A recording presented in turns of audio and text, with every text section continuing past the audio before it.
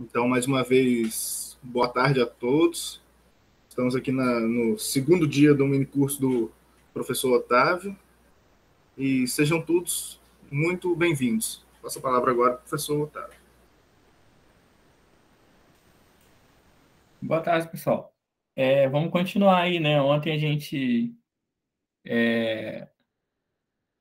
viu lá, conversou um pouco, né? Ouvimos muito aí, né? Intervenções de vocês, aí começamos a conversar um pouco sobre o TCC, sobre sua estrutura, né? Como um projeto bem estruturado, né? Para o seu TCC e, consecutivamente, também para um artigo científico, ele já é meio caminho andado, né, para que as coisas corram da melhor forma possível na hora que você vai realmente escrever o seu TCC ou a versão final do artigo. E, né, terminamos ali, né, falamos um pouco das metodologias, né, dos tipos de metodologia, de acordo com os objetivos, com a natureza, com a percepção ali que você tem do seu objeto de estudo. E ficamos de avançar hoje pela fundamentação teórica e, posteriormente, falar um pouco mais da estrutura do artigo, né? Ontem a gente falou muito da estrutura do TCC, hoje a gente vai falar um pouco mais da estrutura do artigo. Eu vou fazer aquela projeção marota aqui, e aí a gente começa. Tem alguém que está aí hoje que não estava ontem? Ou todo mundo estava ontem?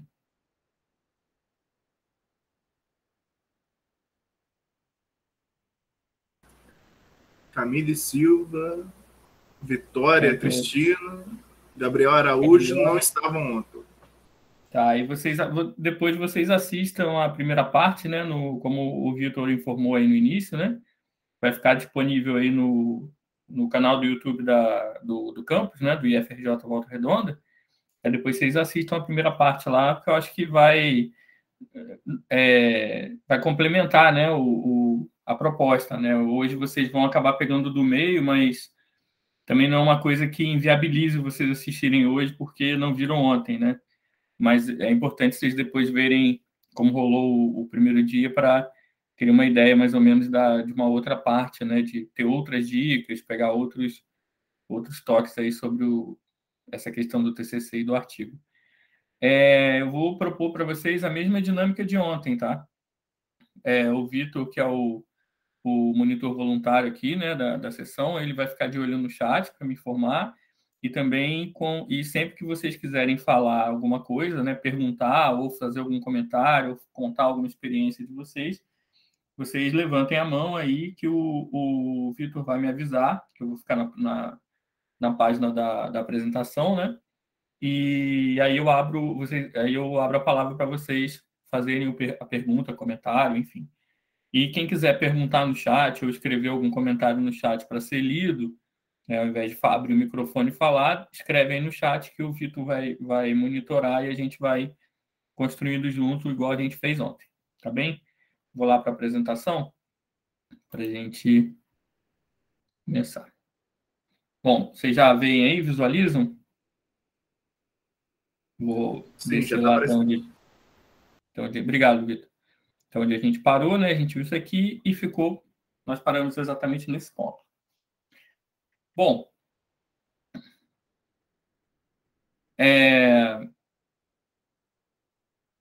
ontem, né, deixa eu voltar mais telas aqui, essa aqui.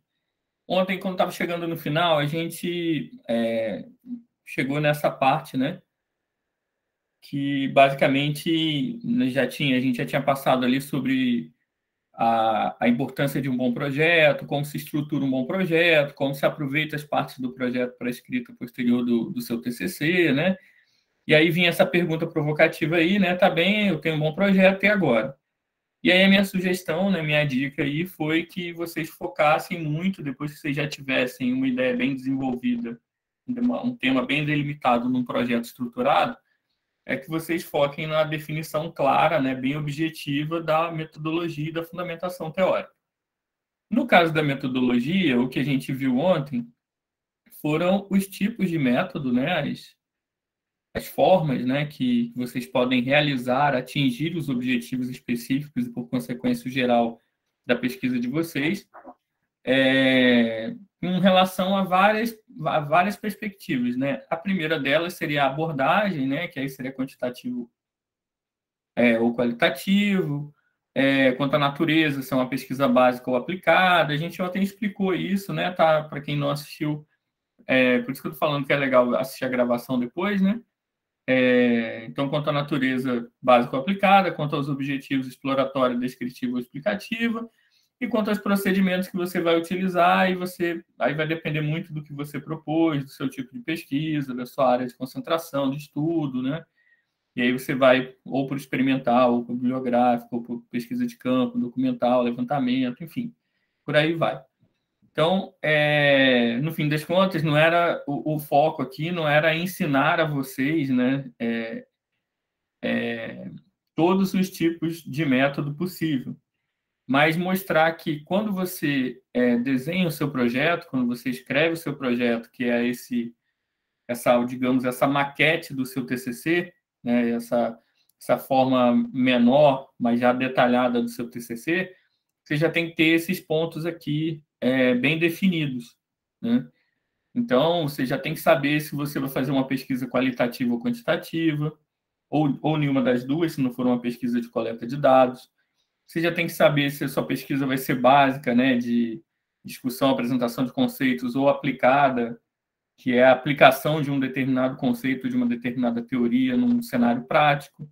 Você já tem que saber se você vai explorar um tema, se você vai descrever um conceito novo, uma teoria nova, ou se você vai explicar algo que já existe, se for uma pesquisa teórica, qual que é o objetivo dessa pesquisa, né? E que tipo de procedimentos você acha que são importantes para atingir isso, né? Então, você pode fazer uma pesquisa quantitativa para recolher dados, né?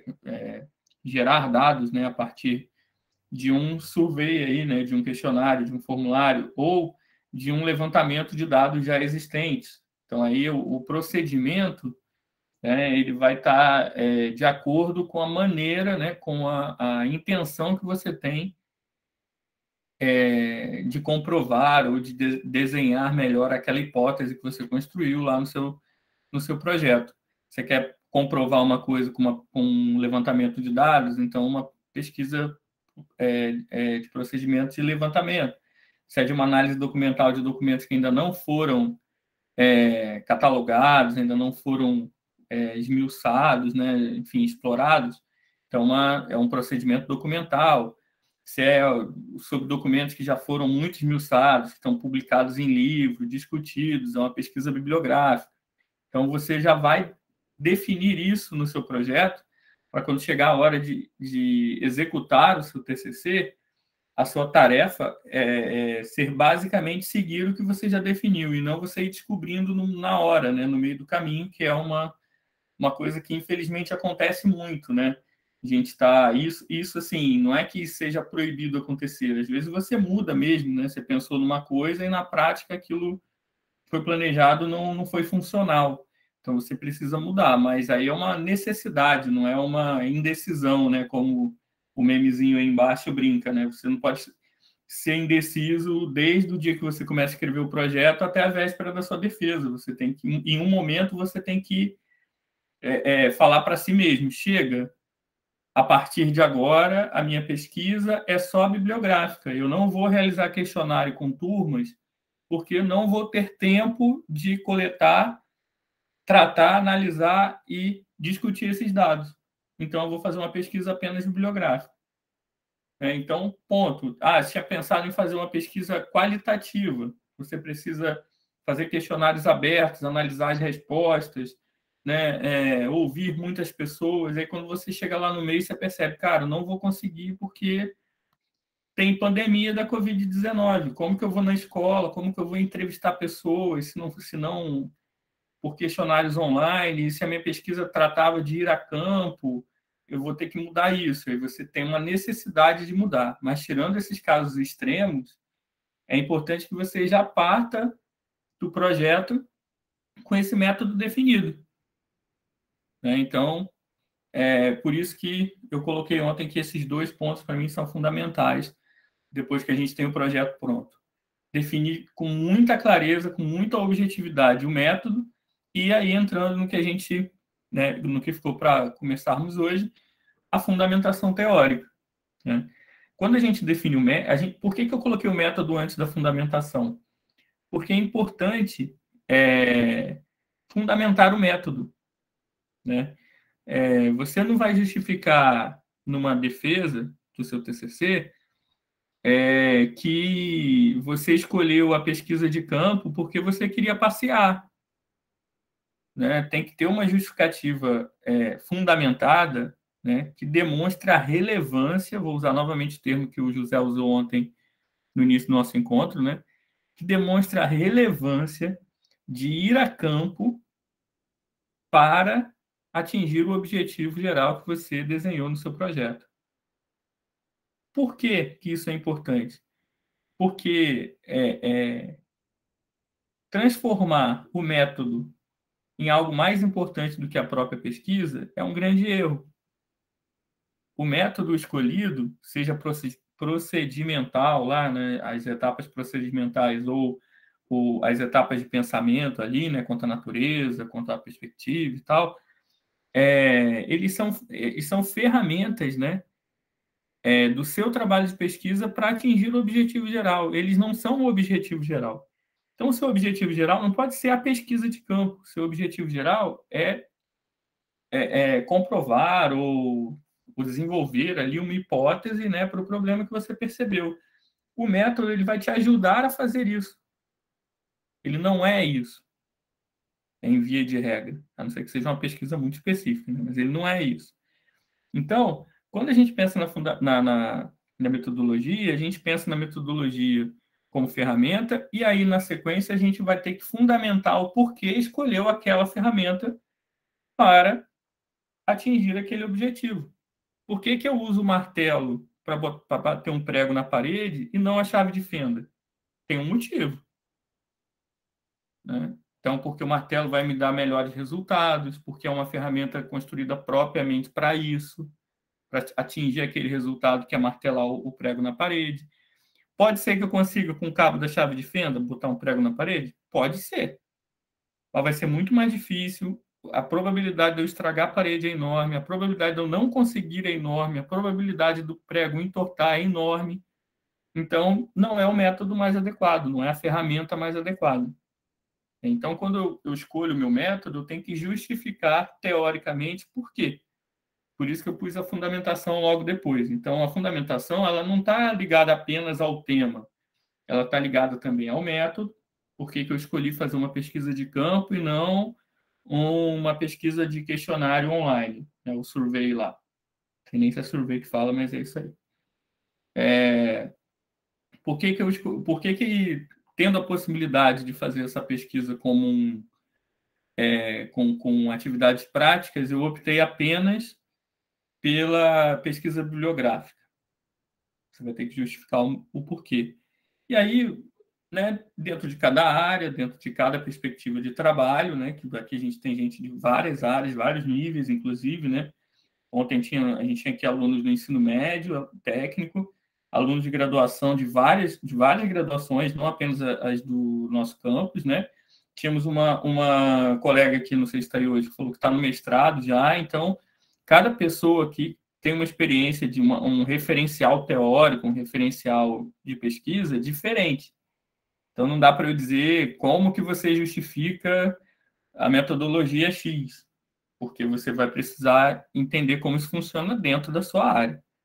Né? Pesquisa de campo existe em história, existe em biologia, existe em linguística, né? Existe em física, existe em matemática, enfim, por aí vai. Então, geografia, sociologia, antropologia, né? Enfim.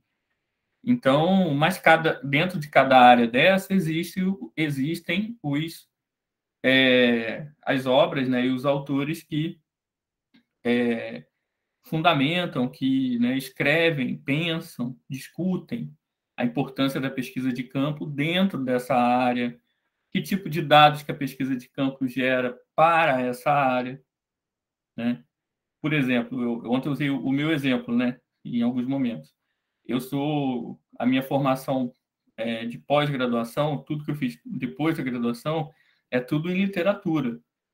Não é muito comum a gente ver pesquisa de campo de literatura, porque geralmente, a gente estuda autores que, inclusive, já faleceram. Então, não faz nem muito sentido, é campo porque eu vou viajar com um autor que ele está fazendo uma excursão e tal. É muito difícil isso acontecer. Então, para mim, seria muito difícil justificar uma pesquisa de campo para desenvolver um trabalho científico de letras em literatura. Mas já em linguística eu posso fazer isso, porque eu posso fazer uma pesquisa de campo, inclusive já fiz aqui no IFE mesmo, né? Posso fazer uma pesquisa de campo para justificar, por exemplo, variantes linguísticas. Foi até isso que eu fiz com 2 alunos do ensino médio há alguns anos atrás. A gente tentou fazer um mapeamento, estou dizendo tentou porque era uma proposta muito grande, né? A gente chegou a alguns resultados, mas a gente não fez o mapeamento, né, da região. A gente tentou fazer um mapeamento linguístico da região sul-fluminense, principalmente com relação à influência dos falares do sul de Minas na composição do falar de Volta Redonda e Barra Mansa. Então, a gente foi a campo, a gente foi à rua, entrevistou pessoas, fomos a Minas, a algumas cidades de Minas, entrevistamos pessoas, né? Elaboramos um questionário específico para isso, para depois bater as respostas. Foi uma pesquisa qualitativa, a gente analisou as respostas para depois gerar os dados. Então, foi uma pesquisa de campo em letras, mas em linguística, não em literatura. Tinha como justificar ali ser uma pesquisa desse tipo, por esse método, né? E essa justificativa, esse embasamento, ele vem da fundamentação teórica. Então, quando a gente vai pensar a nossa... Até aí tá tudo bem, gente? Vocês hoje estão quietinhos? Fiquem à vontade, viu? Para falar aí igual ontem. Então, quando a gente vai fazer uma fundamentação teórica, né, a gente vai pensar na fundamentação teórica que a gente tem que apresentar no nosso projeto, no caso aqui do TCC, ou na organização lá prévia para escrever o artigo, né? A primeira coisa que a gente tem que pensar é a seguinte: quais são as obras de referência da área ou do tema de pesquisa, né? Porque existe, hoje eu vou mostrar isso mais lá para o final, mas agora já é necessário dizer um pouco isso. Existe uma diferença entre bibliografia e referências bibliográficas. Bibliografia é o conjunto de obras que você entende que são importantes sobre aquele tema ou daquela área, que vão compor ali um arcabouço, ali, um coletivo, né, de obras que você considera fundamentais para trabalho de pesquisa na sua área. Isso é uma bibliografia. Então, você faz física e estudou, sei lá, em algum momento com o livro do Halliday, Física Geral do Halliday. Aí, beleza, você está fazendo seu TCC lá na frente, não tem nada a ver com o que tinha no Halliday. Mas você entende que o Halliday, que é uma obra de referência, né, mais didática, mais de referência, ajudou na sua formação como acadêmico de física. Então, na sua bibliografia, você pode ter lá o livro do Halliday. Por que não? Mesmo que ele não esteja citado no seu texto.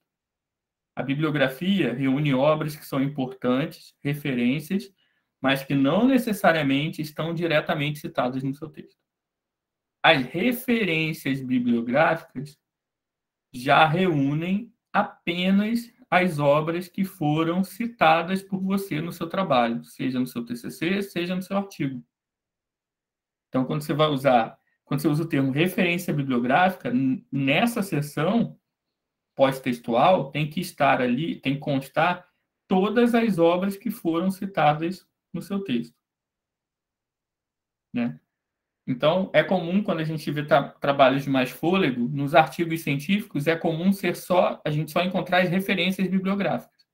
O artigo é um texto curto, né? Um tiro curto, nem tem tantas referências assim ali, na maioria dos casos, né? Então, é um tiro curto, você coloca só as referências bibliográficas. Num trabalho mais longo, tipo um TCC, uma dissertação de mestrado, uma tese de doutorado, é comum a gente encontrar as duas seções: referências bibliográficas e bibliografia ou bibliografia ampliada, né, alguma coisa assim, porque nas referências a gente vai encontrar tudo que você citou na obra, na sua escrita, e na bibliografia tudo aquilo que você achou que é importante na área ou sobre o tema, e mesmo que você não tenha citado, você recomenda ali como uma possível leitura básica, né? Então são coisas diferentes.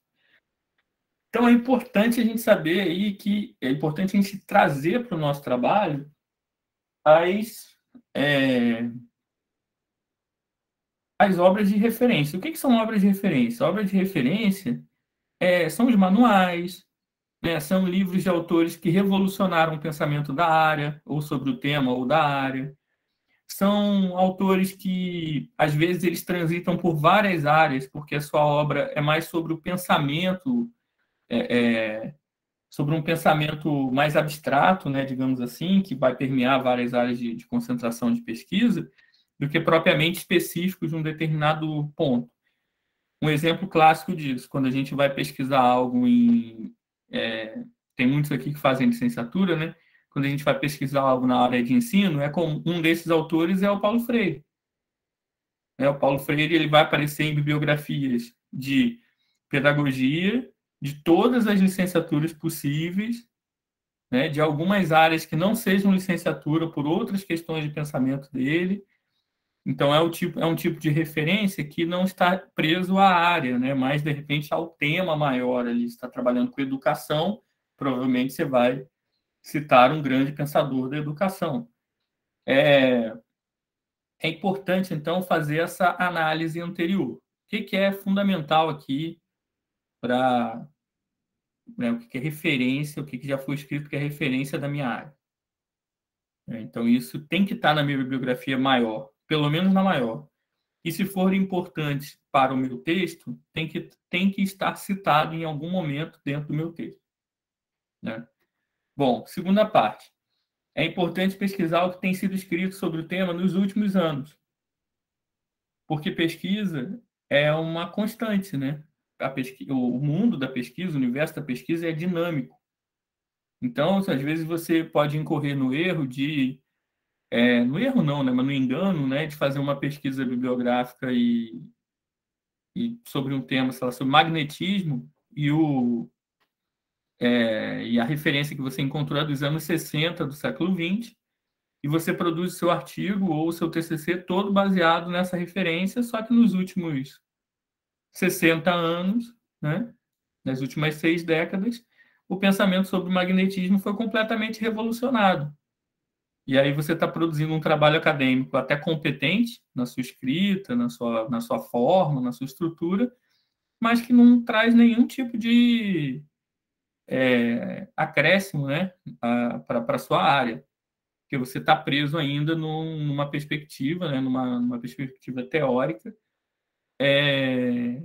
que já está ultrapassada, digamos assim, enquanto prática, né? A não ser que a sua pesquisa seja especificamente sobre o magnetismo dos anos 60, é um trabalho que vai ficar dissociado da sua realidade atual, porque esse tema já foi atualizado várias e várias vezes por vários e vários pesquisadores contemporâneos a você. Então é importante ficar atento a isso, né? Tentar sempre equilibrar esses polos. Você precisa saber o que os pensadores clássicos disseram sobre o magnetismo, mas você precisa estar atento também, porque eles são as obras de referência, né? Como está na primeira linha, mas você também precisa estar atento ao que foi escrito recentemente sobre o tema, para fazer esse equilíbrio de demonstrar que você conhece a história daquele tema e que também conhece o que se discute na atualidade sobre aquele tema, né? Aí esse item 3 é o que trabalha com a fundamentação, né, voltada para o traço de autoria, né? O que faz esse texto, mesmo com tantas citações, com tantas vozes que não a minha vindo para cá, o que faz esse texto ser meu? E aí vem aí os caminhos de abordagem. Às vezes você vai pegar um autor, sei lá, de sociologia, de filosofia, né? E vai trazer para o seu trabalho, que vai, mesmo com toda com todos esses referenciais técnicos, que vai trazer uma perspectiva diferente, uma abordagem diferente para aqueles temas. E essa é uma visão sua, né? Isso por isso que eu coloquei ali um traço de autoria, né? Você que foi buscar, você podia fazer um trabalho padrão só com os autores de matemática clássica, mas você preferiu buscar lá na antiguidade um dos filósofos gregos que foram assim fundamentais para o pensamento matemático, mas de uma forma muito abstrata, e você vai utilizar obras desse autor para pontuar algumas questões e tornar o seu trabalho, além de técnico, também reflexivo, né? Mais abstrato em alguns momentos, ou que provoque reflexões dos seus leitores, né? Enfim. E aí você acaba trazendo um traço de autoria, escolhe algum autor ou algumas obras ou alguns autores que vão trazer um traço de autoria, né, para essa fundamentação teórica. Não vai ser só uma revisão bibliográfica do que já foi escrito sobre o tema. E por fim, né, que obras preciso demonstrar, ao menos conhecer para estruturar meu texto. Toda a área, né, todo curso, toda a área, né, enfim, vai ter aí o seu, que a gente, de um lugar para o outro, a gente chama de um jeito diferente, né? O seu Papa, ou o seu Deus, cada um dá uma denominação aí, né? Mas sempre vai ter aquele nome, né, de homem ou de mulher que é fulcral, assim, é a pessoa que, né, não tem como a gente, mesmo que não goste, né, a gente não tem como esse nome não aparecer no nosso trabalho, né? E aí, gente, vou até aproveitar isso que eu falei agora para deixar uma ideia para vocês. A fundamentação teórica, ela não necessariamente ela entra no seu texto para concordar com o que você está dizendo, ou para você concordar sempre com o que você leu. Você pode trazer algum autor, alguma obra, para, né, opor ideias, para discordar dele, né, para mostrar que em determinado momento aquilo foi pensado de um jeito e que hoje você demonstra que não é o jeito adequado de ser feito, né? Enfim. Então, às vezes, você precisa até trazer uma voz dissonante, ou seja, que não vai falar exatamente o que você está falando, para poder opor o seu pensamento ao dessa voz e demonstrar que há uma relevância naquilo que você está produzindo, né? Porque você está percebendo que existem novas dinâmicas ou uma nova perspectiva que demonstram que aquele pensamento que vigorou por muito tempo talvez não seja mais o pensamento mais coerente, né? Ou a ser seguido cegamente, né? Enfim. Vou dar um exemplo disso na minha prática, né? Para não falar besteira de outras áreas aí, que é uma discussão muito grande, que já vem de alguns anos, mas tem ganhado muita força nessa última década, que é a percepção, né, que a gente faz, que a gente tem, que a gente usa na escola, inclusive, a percepção eurocêntrica que a gente tem da literatura, como a gente define os períodos literários, o que é cânone, né, quais são os autores que precisam ser estudados, as obras que precisam ser lidas, a partir de uma visão eurocêntrica, né, oriunda lá ainda da Idade Média.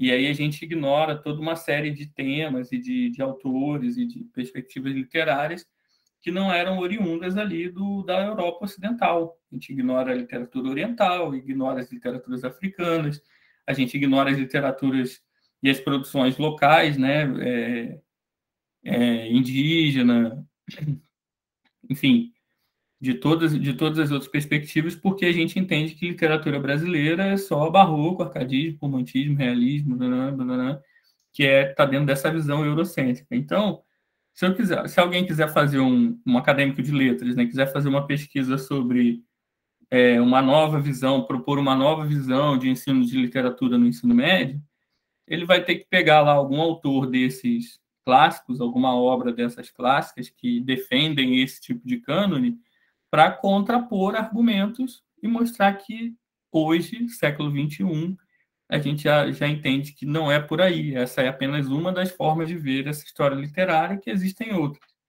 E aí ele vai contrapor uma obra clássica para demonstrar que é preciso ter um pensamento diferentes na atualidade, né? Então, o que a gente traz para a nossa fundamentação não necessariamente tem que sempre ser um eco do que a gente vai dizer, né? Ou a gente ser eco da fundamentação, ou a fundamentação está ali só para abanar a cabeça que sim para tudo que a gente está propondo, né? Alguma dúvida com relação a esses pontos? Para eu passar para outra tela?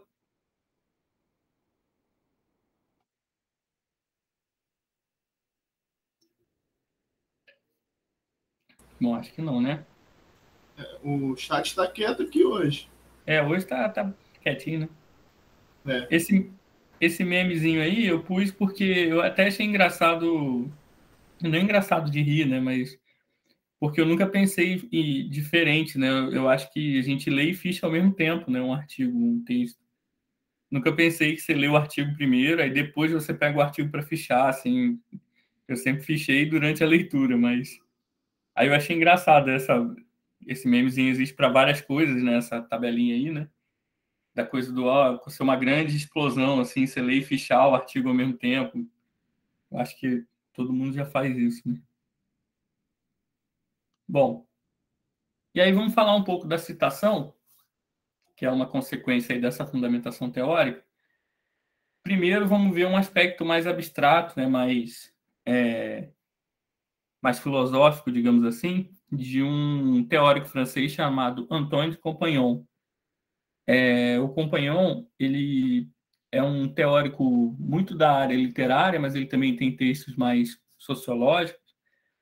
E ele se debruça nesses textos assim às vezes a ironizar, né? Enfim, a discutir determinados elementos que são postos como verdades absolutas ou como, né, regras e tal, e ele se propõe a desconstruir, enfim, reconstruir esses conceitos, né, a partir de uma outra visão. Ele tem um livro que é um livro de referência e um livro desses que precisam ser citados quando vai se falar de teoria literária, que se chama O Demônio da Teoria. Ele vai falar, ele vai quase um manual sobre teoria literária, mas que ele já começa demonizando a teoria literária. Então ele é um autor desse tipo, né? Que vai por esse lado.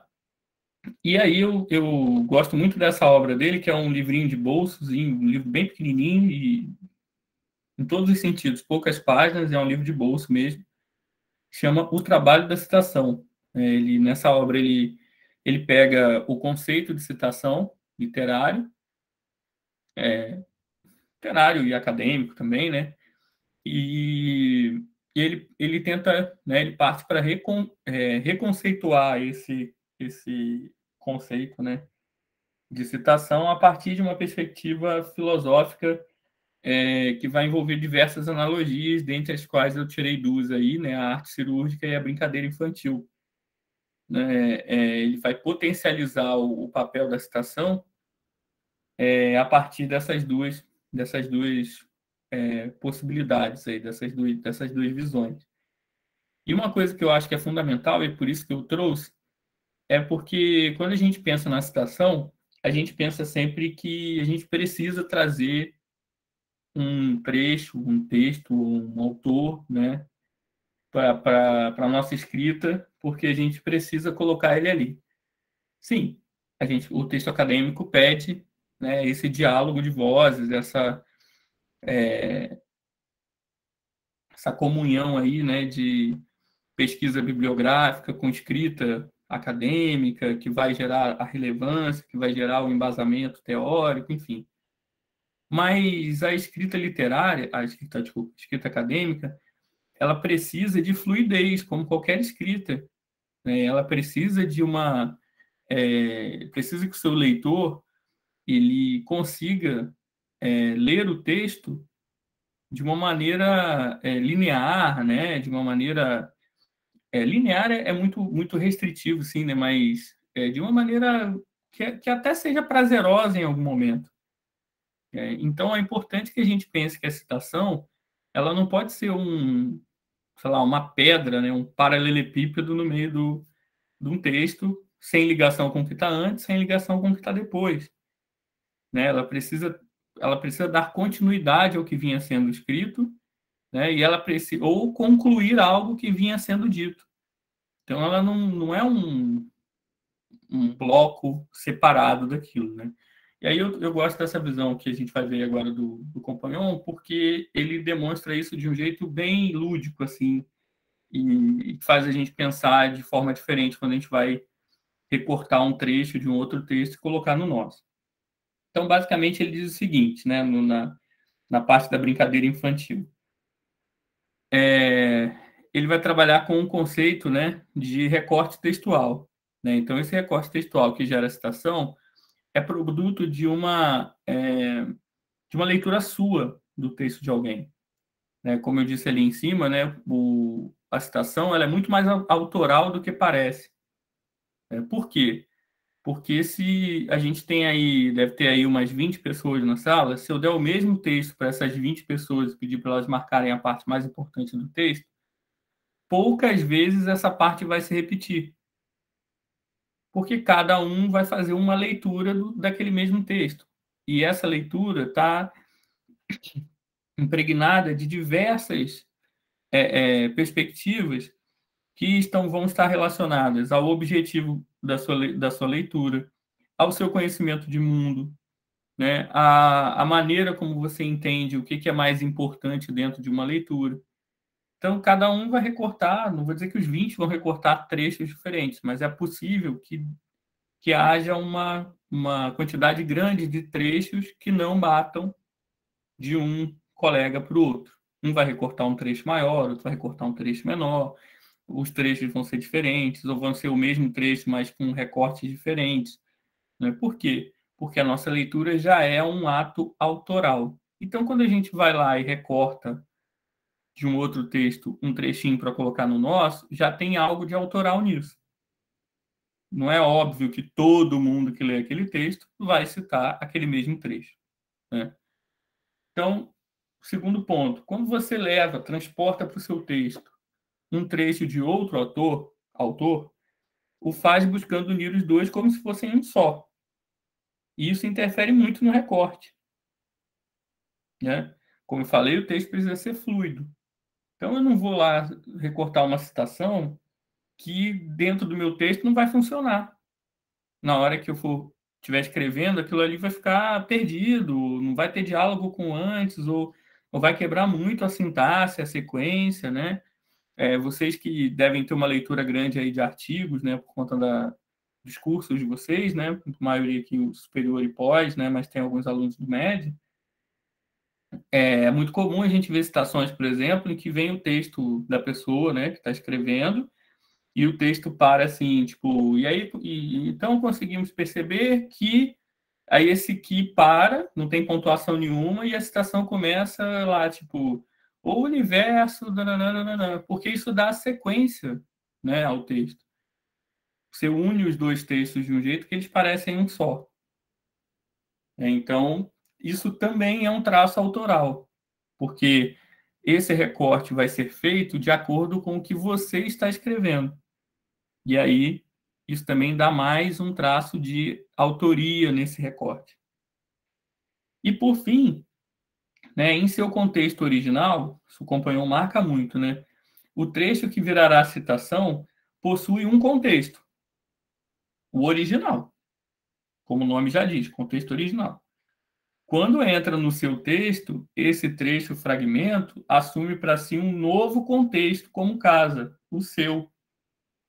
É óbvio que o que você retirou daquele texto original continua tendo alguma ligação com ele, porque o universo de sentidos, né, a semântica maior ali, está ligado àquele autor, tanto que a gente coloca na bibliografia para quem quiser ir lá ler o artigo ou o livro, né, da onde a gente tirou. Mas a partir do momento que você vai ali, pinça uma partezinha que é só você que achou aquilo ali importante, ou por seu trabalho aquilo ali é importante, para os outros não, e coloca aquilo no seu texto, aquele trechinho, ele tem mais vida, ele faz mais parte do seu texto do que do texto que ele veio, porque ele foi reconfigurado pela sua escrita. E isso também é um ponto de atenção, porque às vezes a gente retira um trecho de um texto original e reconfigura o sentido no nosso texto. Mas reconfigura o sentido no sentido de um jeito que diz o contrário, ou, né, que diz o contrário, ou que fica incoerente com o original. E isso não pode acontecer. Mas a maneira como a gente transporta essa citação para o nosso texto, encaixa no nosso texto, faz aquele trecho ali, né, aquela citação, ser muito mais produção nossa do que do seu texto original. Ela já está inserida num novo contexto. Tá aí, tudo bem? Professor, tem um comentário aqui da Letícia.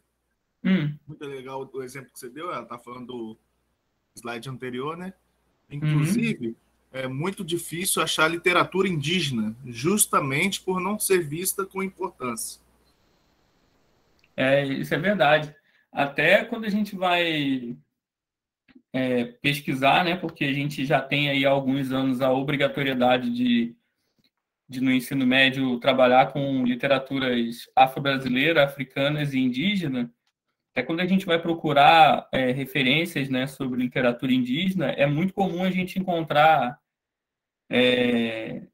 artigos que citam as mesmas obras que a gente já trabalha, só por um olhar diferente, né? Então pegar tipo romances como Guarani, Iracema, do José de Alencar, que já estão lá, são clássicos do romantismo, e analisar por um outro lado, né? Não pela visão eurocêntrica, mas tentar pensar nos personagens indígenas ali de determinada forma, tal. Porque os autores indígenas mesmo que existem e que são tem grande quantidade, né? Eles são muito pouco difundidos pelo mercado editorial, né? Enfim, então o exemplo indígena, acho que para a gente aqui é o mais é o que mais traz dificuldade assim da gente conseguir trabalhar como professor de literatura, porque a literatura afro-brasileira, acho que até pelas décadas de lutas dos movimentos negros, né, ela acabou ganhando um espaço, né, ganhando não, né, ganhando parece que alguém deu, né, ela conquistou um espaço com essa luta aí de várias décadas, né, que facilita hoje a gente conseguir trabalhar com esses textos dentro da escola, inclusive com textos clássicos que tiveram aí essa informação, né, escondida, né, tipo os livros didáticos que não dizem abertamente que Machado de Assis era um autor negro, né, Cruz e Souza, que não problematizam a negritude ao longo da história da literatura brasileira, enfim, o Lima Barreto, o João do Rio e os mais contemporâneos, e uma quantidade muito grande de autores atuais, né, que estão aí escrevendo, que trazem essa perspectiva também, que é mais fácil da gente encontrar, mas a literatura indígena ainda é muito, muito, muito ignorada. Então, foi um exemplo de quem está tá dando aula no ensino médio tentando fazer essas coisas aí, mas é complicado. Bom, então vamos avançar aqui no companhão. Bom, aí vem o primeiro exemplo do companhão, que seria o da brincadeira infantil aí, né?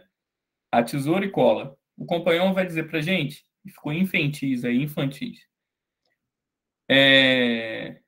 O companhão vai dizer pra gente que o processo de citação, né, ele é basicamente um processo de recorte e colagem.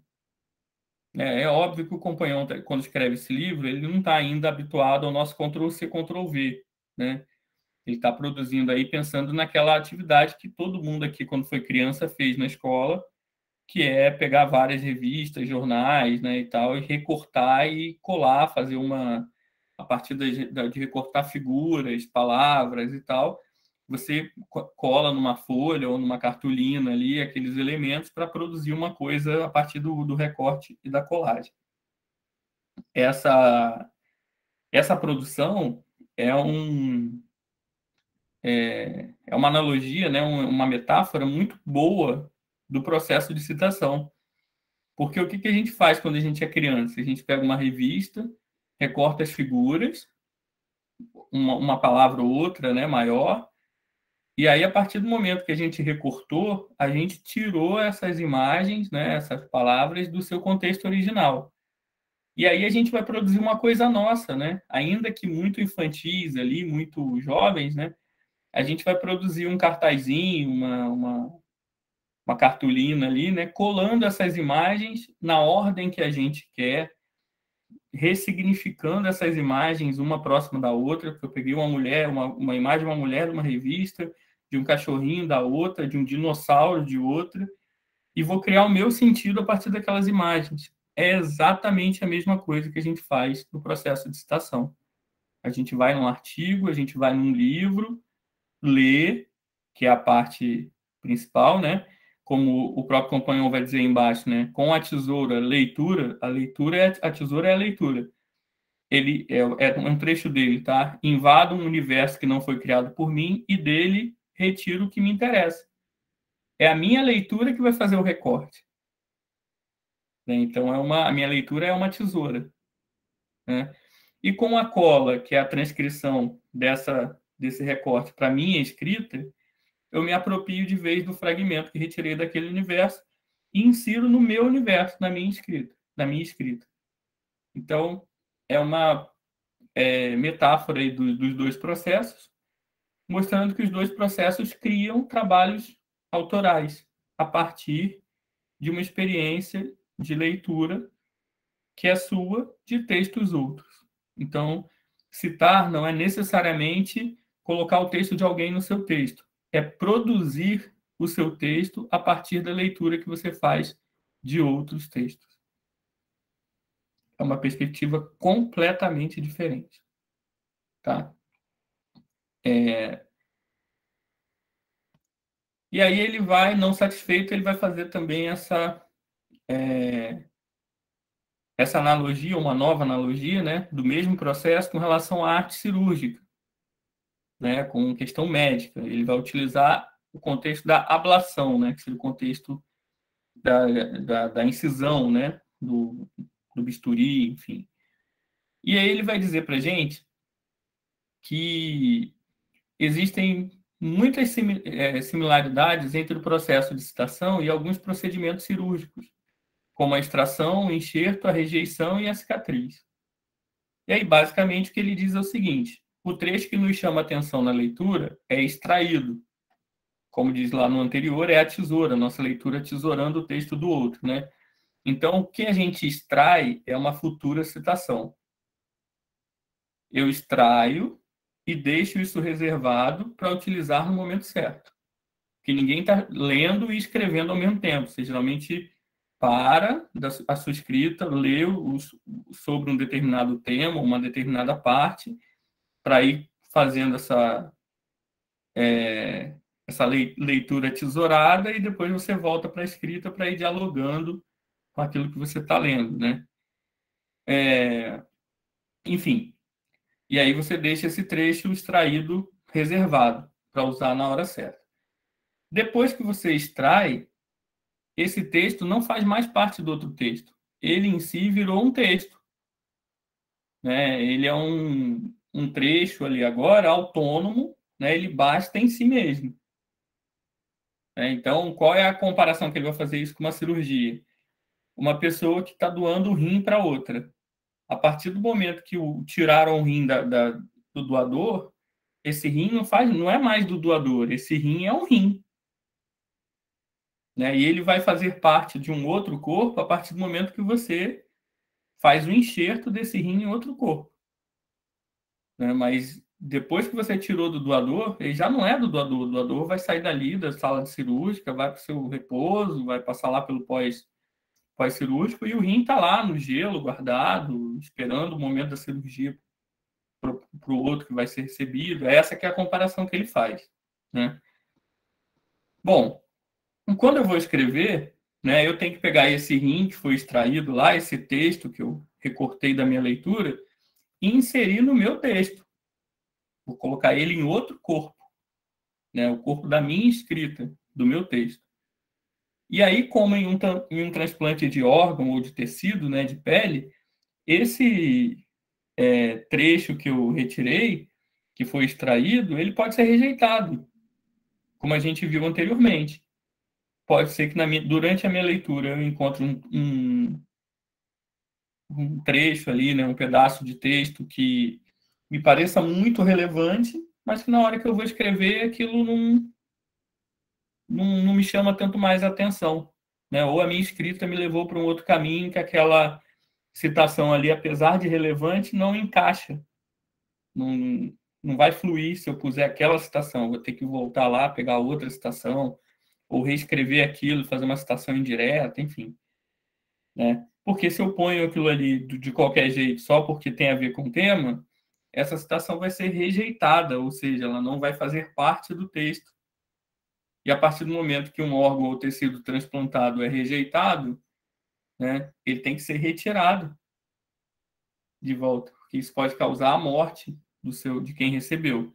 E uma série de citações rejeitadas, né, que não estão bem encaixadas, causam a morte da sua escrita. Sua escrita vai ficar travada, sem sentido, cheia de interrupções que não fazem a ideia fluir. O trabalho acadêmico é um trabalho argumentativo que precisa de fluidez para poder progredir na construção do seu argumento, da sua hipótese. Então, quanto mais isso for travado, menos vida vai ter o texto, né? E aí, por fim, né, esse enxerto, desculpa, mas aí se esse enxerto vinga, né, se essa transposição, se o rim que eu tirei do doador cai perfeitamente, coloco lá no receptor, fica, né, perfeito, né, não tem nenhum tipo de rejeição, nada, né, pronto, tá todo mundo vivo, né, e ficou todo mundo bem. E aí, no caso disso acontecer, né, o que o companheiro diz é que aí ele fala isso de um jeito irônico, né, que aí basta inserir as aspas, porque as aspas são as cicatrizes conclusivas de um procedimento de sucesso.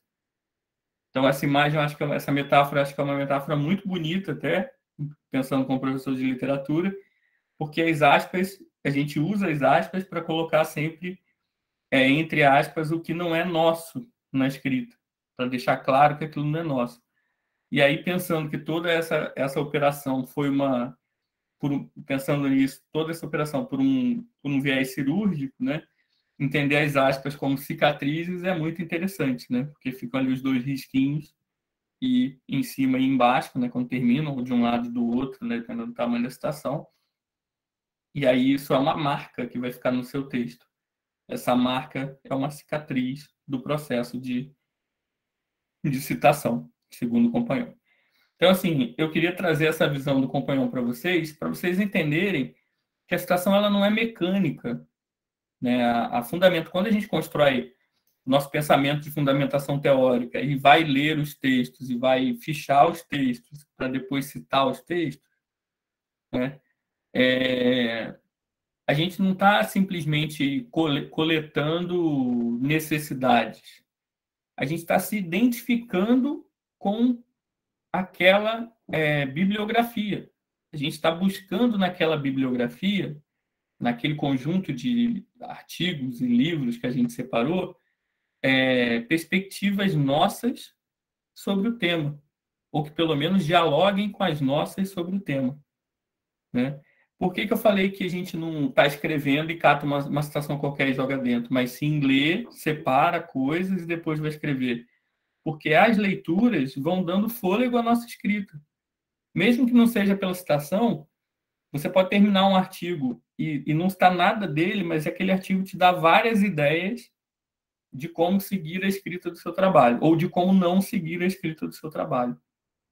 Então, é um processo que se faz lado a lado, né? Não é um processo que se faz totalmente apaziguado um do outro. Estou escrevendo, eu vou escrever meu TCC. Sentei, comecei a escrever, aí você escreveu lá uma página, assim, agora acho que preciso de uma citação, porque senão o professor vai reclamar que eu não citei ninguém. Aí você vai lá, abre o Google Acadêmico, joga o tema lá, que, sei lá, futebol do Afeganistão. Aí joga lá e pega o primeiro artigo que aparece, dá uma lida lá, catou duas frases lá, coloca entre aspas, pronto, citei alguma coisa, vou continuar. Não é assim que você produz um texto acadêmico, né? A leitura é anterior à escrita.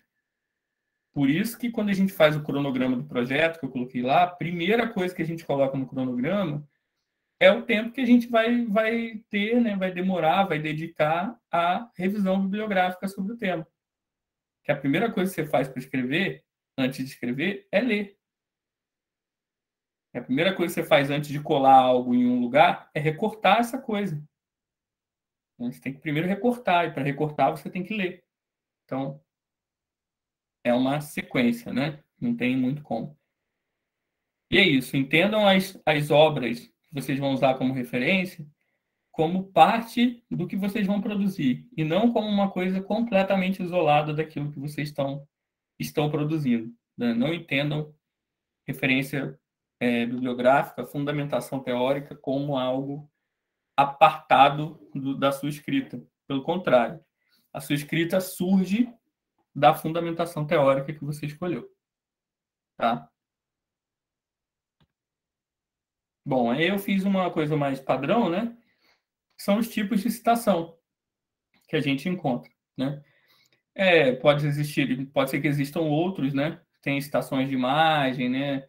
Tabela, gráficos, porque eles são muito específicas de uma área e de outra, mas passam também por essa lógica, né? Bom, a citação direta, que é o texto transcrito exatamente como consta na obra original, né? Você põe entre aspas, aí vai também a questão da ABNT, né? Ou da norma que a revista siga para o seu artigo, né? Ou para o manual de TCC da sua faculdade siga, mas geralmente, né? Esse texto vem entre aspas e é acompanhado do nome do autor e do ano de publicação para citar o leitor nas referências, né? Por quê? Porque quando o leitor vai nas referências, ele pode ter gostado muito de uma citação sua e ele quer saber de onde você tirou. E aí ele precisa do nome do autor, mas ele também precisa do ano, né? Para ter a referência da obra certa embaixo lá. E aí, tendo a referência da obra certa, ele pode procurar aquela obra se ele se interessou tanto para ler a obra inteira. Né? Então, é importante que esses dados sempre estejam presentes. Então, a citação direta é aquela que está entre aspas e que foi transcrita exatamente, né, como está no texto original. E aí é exatamente mesmo. O meu livro é o livro que eu estou citando é de 1873. Na época, escrevia farmácia com PH. Exatamente como está no texto original. Você não vai atualizar a ortografia do que o cara escreveu e tal. Essa citação direta é exatamente como está no original. Se você perceber que tem alguma gralha, algum erro de concordância, de gramática, alguma coisa, o que se faz, às vezes, é colocar entre parênteses do lado um SIC, S-I-C, que é uma sigla para dizer que você entendeu ali que tem um problema, mas que isso é uma questão da edição, não é seu que está transpondo para ali, né? Tem um... Tá lá, foi obrigado, você está sendo obrigado a colocar igual está lá, e como está lá, tem um erro grave de grafia, de alguma coisa, e você está colocando aquilo ali para marcar que você percebeu. Essas citações diretas, elas, no texto acadêmico, elas ocorrem de duas formas. Quando essa citação direta tem até 3 linhas, ela vem incorporada no seu texto, com o mesmo tamanho da fonte, com o mesmo tamanho da fonte e tal, só entre aspas. Quando essa citação direta ultrapassa 3 linhas, aí você tem que fazer aquele esquema de parou o seu texto, pula a linha, faz o recuo ali mais ou menos até o 4 centímetros da barra do Word, diminui um número a fonte da citação é sempre um número menor do que a fonte que você está, o número de fonte, tamanho de fonte, que você está usando no seu texto corrido, e aí coloca aquele texto menorzinho ali num bloquinho separado do texto, cindido mesmo do seu texto. E isso aí é pelo número de linhas que a citação ocupa. Certo? Até 3 linhas no meio do seu texto, mesmo tamanho, tudo, só entre aspas com a referência. Passou de 3 linhas, pula essa linha, faz o recuo, E aí é bom sempre vocês se atualizarem, porque as normas da BNT mudam todo ano, Tem uma coisa ou outra que sempre muda. Então é bom vocês estarem sempre de olho nisso na hora que forem produzir o trabalho de vocês. A citação indireta é uma paráfrase, ou seja, você rediz o que você leu no original com suas palavras. Então, vamos dizer que no original tem o conceito de parede. E aí você tem lá um conceito de parede, né, muito bem escrito, 3 páginas de conceito de parede, o que é parede, não sei o quê. Aí você, no seu trabalho, você não quer usar aquilo tudo. Né? Você não quer copiar e colar aquilo tudo, porque vai quebrar muito o ritmo do seu trabalho. Aí você vai pegar e vai fazer uma citação indireta. Você, parede. O conceito de parede surgiu no século, sei lá, no século XVI, quando fulaninho pensou que seria interessante dividir um espaço em pequenos espaços que ele denominou cômodos, não sei o que, baraná, baraná. Esse pensamento não é seu, esse pensamento é do original que você leu, mas não está escrito exatamente como está no original, porque você está dando a sua visão para o pensamento que está no original. Aí você não põe aspas, porque não está igualzinho o original, mas ao final desse parágrafo, dessa análise que você está fazendo ali, você vai botar o parênteses com o autor e o ano da obra. Né? Para também ficar lá registrado de onde você parafraseou aquilo. Se você só parafrasear e não citar, aí vira um plágio, né? Você só mudou ali, né? Não copiou e colou, mas você deu uma enganada ali, vou botar com as minhas palavras e tal, mas é um conceito, uma teoria, uma coisa que já existe, que já é muito conhecida, é importante que você se refira ao autor, até porque aquele pensamento não é seu, você só o escreveu ali da maneira como você entendeu. Então, essa é a citação indireta. A citação indireta não precisa mais de 3 linhas, vou pular, vai fazer recuo, não. Porque é uma citação indireta. Você pode fazer um parágrafo, 2 parágrafos, falando sobre com as suas palavras, desde que você, em algum momento, marque que esse pensamento não é seu, mas é de um determinado autor em uma determinada obra. É comum que a citação indireta comece com segundo fulano, aí quando termina você bota só a data no final. Ou, tipo, como dizer, não precisa nem colocar como dizer, mas assim, tipo, as paredes, aí entre parênteses ali, o nome do autor e a data, e aí continua, porque aí você já está referindo que o que vem adiante ali é um pensamento que está em acordo com o que você leu naquela obra daquele autor. A citação da citação, meio louco isso, né? Mas ela é bem comum quando você está trabalhando com livros raros, né? Então, às vezes, você conseguiu uma cópia de um livro raro para fazer a sua pesquisa, né? E você encontrou na sua leitura desse livro, você encontrou uma citação que esse autor fez. Ele citou alguém. E aí você vai lá na bibliografia, procura quem é, da onde, que obra é essa que ele citou, e você não acha essa obra de jeito nenhum. Você não encontra na internet, não encontra em sebo, não encontra, o seu professor não tem. Aí o último recurso, que você quer usar aquela citação que o autor que você leu citou também, o seu último recurso é citar a citação do que você leu. Aí você vai lá, vai pegar essa citação, vai colocar no seu texto, mesmo esquema. Aí é o mesmo esquema da citação direta, né?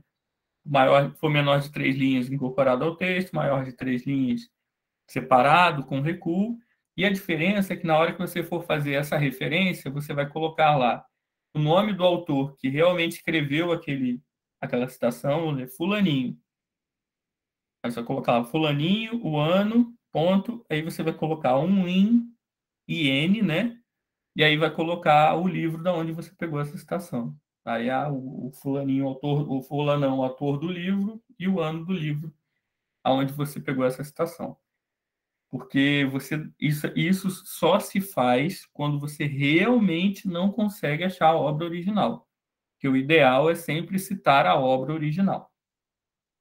Né? Então, você pegou um artigo na internet aí, o cara está citando, sei lá, vou falar o Halliday, porque eu já falei aqui, o Halliday. Está citando Einstein. Aí você, procura a obra do Einstein para ver, né, e tal. Não cita citação da citação de uma obra que facilmente você encontraria, porque certamente você vai ser cobrado disso na sua defesa e isso vai vai ser muito importante lá na hora do seu processo avaliativo, tá? E por fim aí, as notas, né? Eu coloquei as notas porque as notas elas não são necessariamente citações, até coloquei isso aí embaixo, né? Mas elas são parte muito importante, né? Quando eu falo nota aqui, eu estou falando da famosa nota de rodapé ou nota de final de texto, né? Porque aí depende também para onde você está escrevendo o artigo ou para onde você está escrevendo o seu TCC.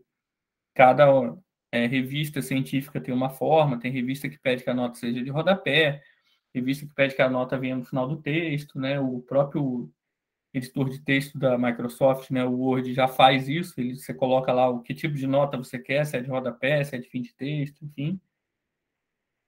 Mas essas notas, elas geralmente são explicativas, né, sobre algum termo, alguma questão que não cabe você explicar no decorrer do texto, porque explicar aquilo no decorrer do texto vai fazer com que o seu leitor perca o foco da escrita. Então, você parar para explicar um conceito que, de repente, é relevante, mas não é tão importante para a sequência do trabalho, não faz sentido. Então, você vai e gera uma nota de rodapé ou de fim de texto para explicar aquele conceito. As notas, elas não podem ser muito grandes. Eu até brinco que tem gente que faz a nota de rodapé, tem gente que faz nota de pé de página, né? Tem gente que faz nota de umbigo de página, porque tem livro e artigo que a gente pega para ler que tem mais espaço de nota na página do que texto. Né? E não faz sentido. Você precisa ter aquilo tudo de nota. Se a nota precisa ser tão grande, é porque o que foi jogado para a nota é importante para a escrita. Então, é melhor que você tente dissolver isso dentro da sua escrita. As notas, elas são importantes para pontuar determinadas coisas, expandir um conceito, traduzir um termo. Às vezes, você está trabalhando com um texto em língua estrangeira, e aí você acha que é interessante, porque nem todo mundo do público que você pretende atingir vai compreender aquele conceito em língua estrangeira, aí você coloca uma tradução livre ali na nota,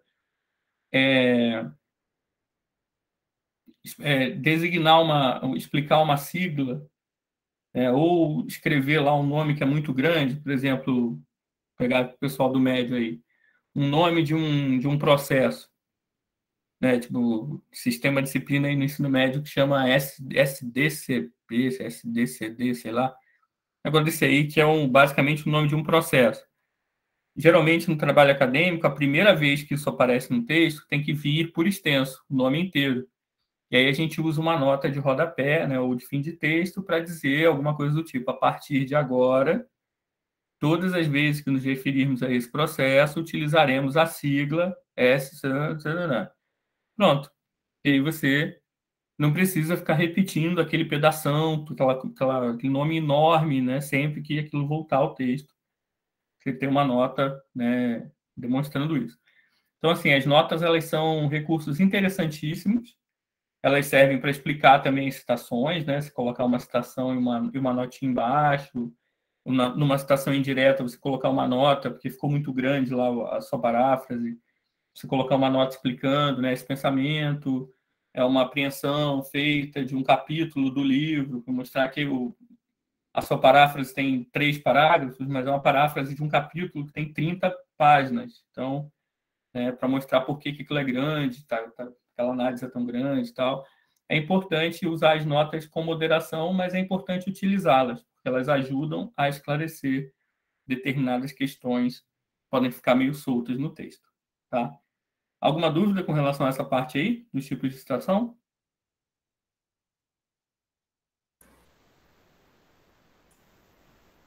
Aqui está tranquilo, professor.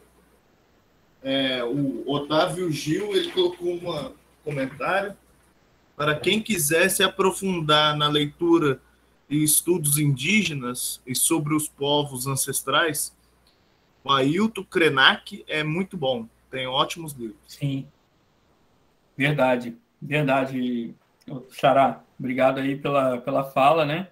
Que é para deixar a dica para os colegas aí. Excelente mesmo. Bom, então vou avançar aqui. E agora entramos na estrutura do artigo científico, né, que de alguma forma, como eu disse aí, é muito similar ao que a gente vê em quase todos os trabalhos acadêmicos, né? Incluindo aí também o TCC. Então, não tem muito mistério, assim, como que eu estruturo, organizo o meu artigo científico. Todo texto acadêmico, todo trabalho acadêmico, ele tem sempre três partes maiores. As partes pré-textuais, as partes textuais e as partes pós-textuais.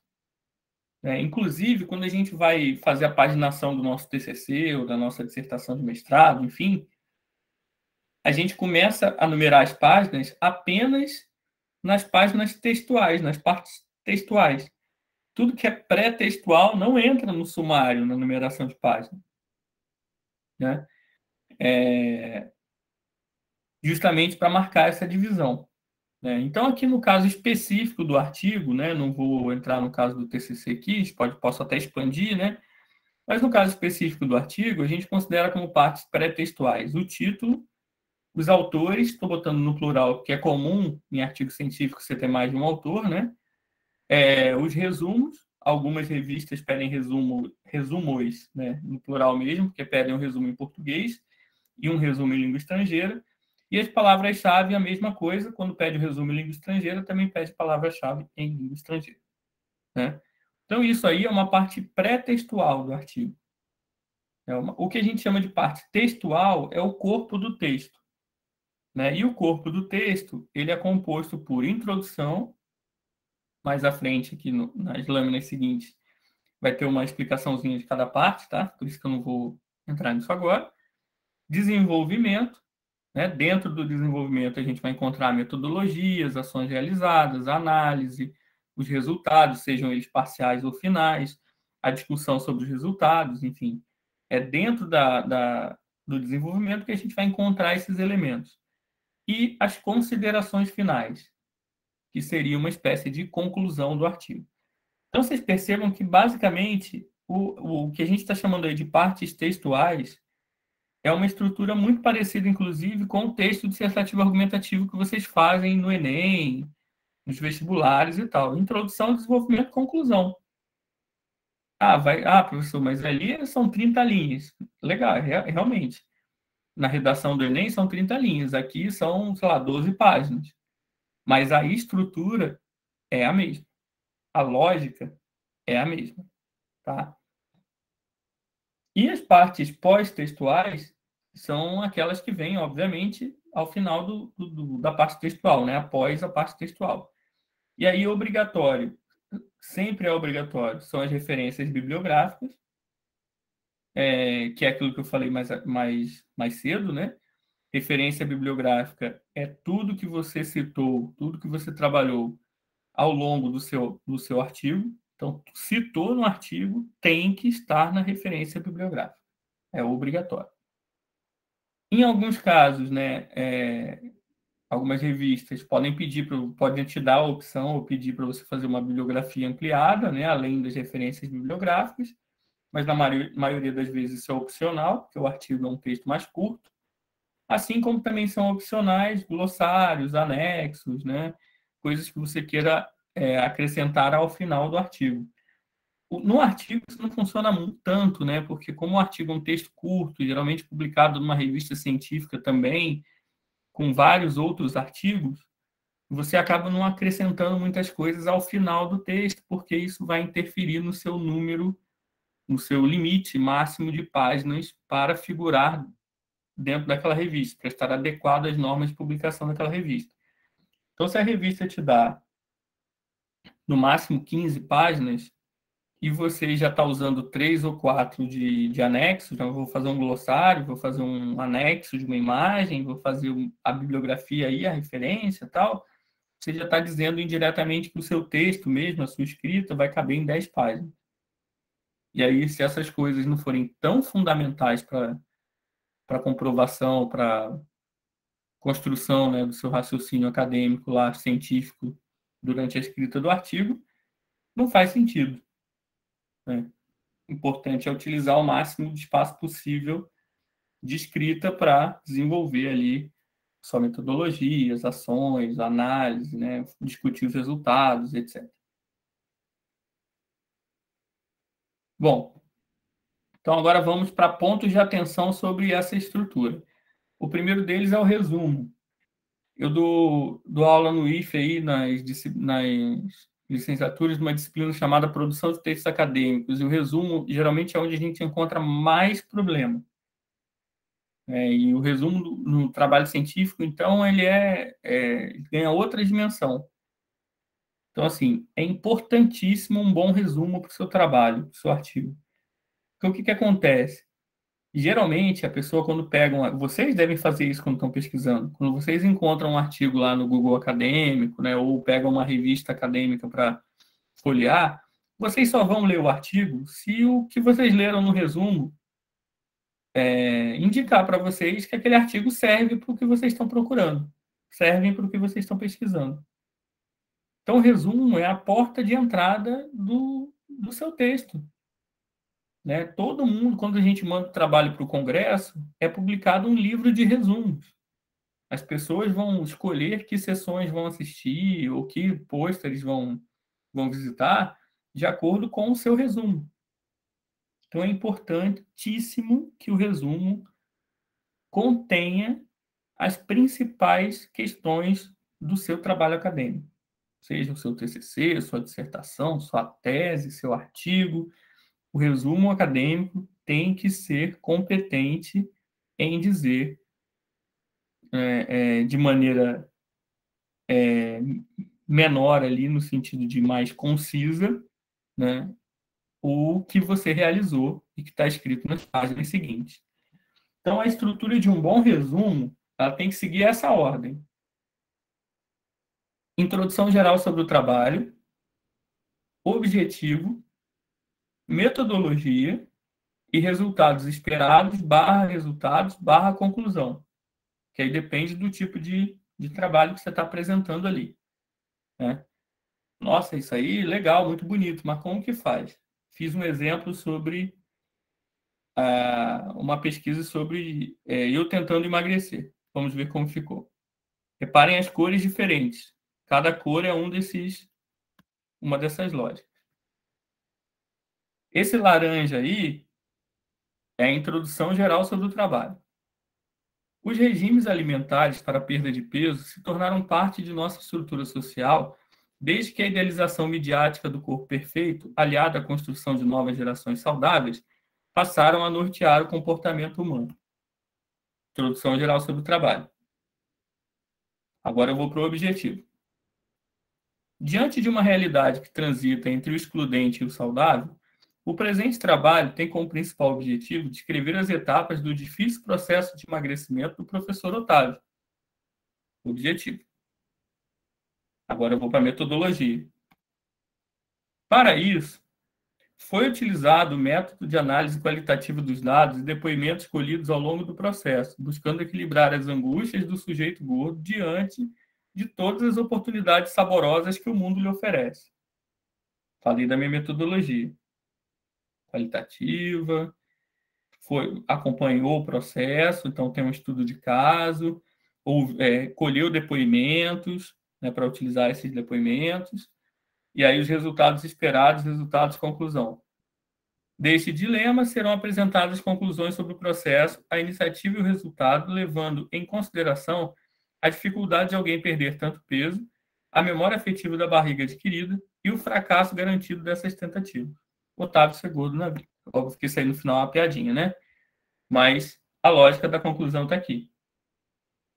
Vou discutir os resultados que a metodologia gerou, e aí eu já adianto aqui que os resultados é que há uma grande dificuldade de perder tanto peso, há uma memória afetiva vinculada ao peso.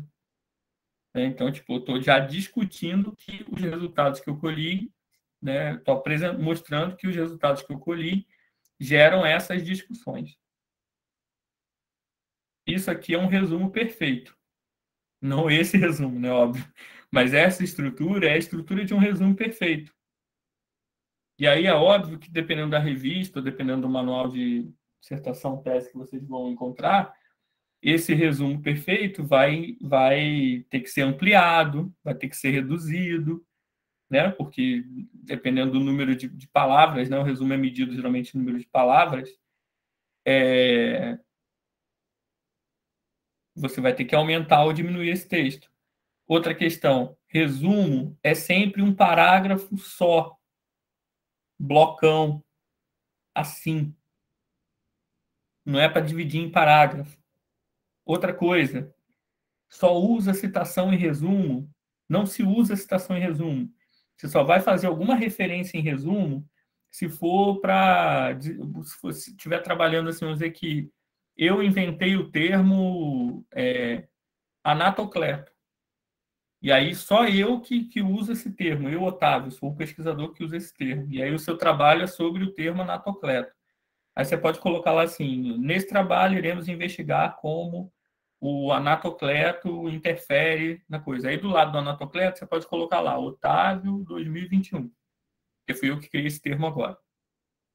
Não é um termo habitual. Aí é só para dizer que aquele termo é específico de um autor, que aquele conceito é específico de um autor. Mas não se usa citação em resumo acadêmico. Tá? Resumo acadêmico é isso aqui: blocão de texto, introdução geral sobre o tema que o trabalho vai abordar, deixa claro qual é o objetivo desse artigo, porque dentro dessa introdução geral eu posso ter 200 bilhões de objetivos, então eu tenho que deixar claro qual é o objetivo das páginas seguintes, né, que apresentou a minha pesquisa.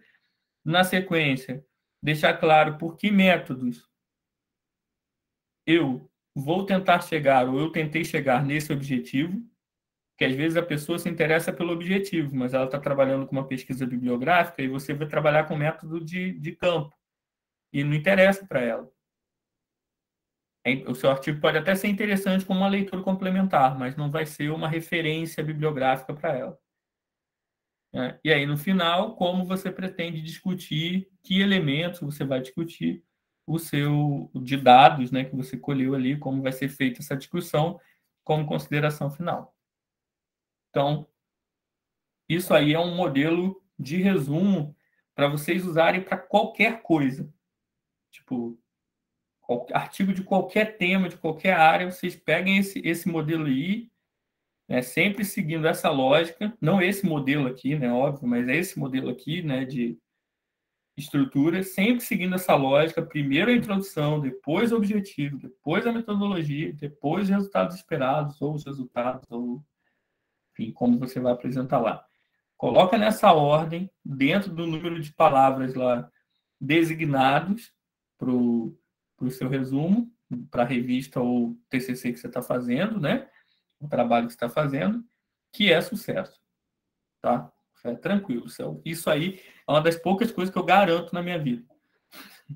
Isso aí é necessário ser feito desse jeito, não é uma dica, assim. Façam assim que vocês vão, inclusive, se resolver melhor na hora de escrever o resumo. Né? Bom, segundo ponto de atenção no artigo, a parte textual. O que entra em cada uma daquelas partes? Eu coloquei meio solto lá, né, introdução, desenvolvimento, considerações finais. Então, assim, basicamente é o seguinte: a introdução reúne algumas perguntas, é como se você respondesse algumas perguntas básicas sobre o seu trabalho, sobre o seu artigo, né? Então, assim, que questões vão ser tratadas ou respondidas nesse artigo? Então, você começa lá, a introdução, pode ser de um jeito mais genérico, né? A importância de levar uma vida saudável nos dias de hoje, é isso, barará, barará, barará. Por isso, entendemos aqui, né? E você já vai caminhando ali, mostrando que respostas vão ser dadas ali ao longo da sua escrita, né? Vai ser só pela vida saudável? Você vai discutir também os modelos de beleza, a geração Instagram, os filtros, né, as cirurgias e tal. Estou usando o mesmo exemplo do resumo lá, né? Quais perspectivas já foram apresentadas ou estão sendo agora sobre esse tema? Então, também isso vai entrar na introdução. Já vimos aí pode ser até uma citação, né? Já vimos em fulano que nos anos 80 as dietas eram muito voltadas para um determinado alimento e tal, não sei o quê, papapá. Coisa que agora já não se, né, já não é mais muito utilizado. Hoje utilizamos dietas que partem mais de uma percepção individual, e isso e aquilo, né? Show. O que justifica a relevância dessa pesquisa para a comunidade acadêmica, né, da sua área? Então, aí você vai dizer ali na introdução também, né, que percebe-se aí em algum momento ali, você vai dizer que percebe-se a importância desse tema, né, já que, né, isso não precisa estar tão claro, assim, uma frase, essa pesquisa se justifica por isso. Está diluído no texto, né, que essa pesquisa é importante, né, porque nos dias de hoje, cada vez mais é importante ser saudável, né, por causa dos alimentos ultraprocessados e isso e aquilo, não sei o quê, está disseminado ali dentro da sua introdução. Essa é a introdução do seu artigo. Bom, o desenvolvimento, que é onde realmente você vai apresentar a sua pesquisa, aí o desenvolvimento vai reunir algumas provocações, né, algumas perguntas e provocações aí. Como essa pesquisa foi realizada? Isso foi uma pesquisa de campo, né? Então, você vai descrever como foi esse processo, como está em algum momento, né? Descreva as etapas. Como foi essa pesquisa de campos, né? De campo. Acompanhamos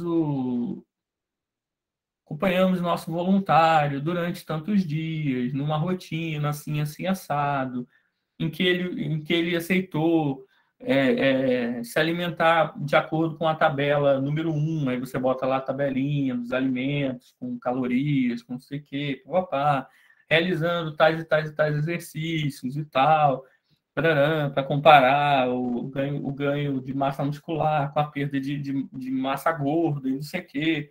E aí você está ali, né, isso é o desenvolvimento, você está mostrando como foi feito, e tal, né? Qual foi a ideia, como isso foi estruturado e tudo mais. E aí, que resultado escolheu ir? Que resultados foram colhidos dessa ação, né? Ao final do acompanhamento, percebemos que o ganho de massa muscular foi muito pouco, né? Mas que houve uma perda considerável de massa gorda e não sei o quê, papapá, você está apresentando o resultado. É possível analisar esses resultados a partir, né, de uma análise do processo e tal? Era o que vocês esperavam?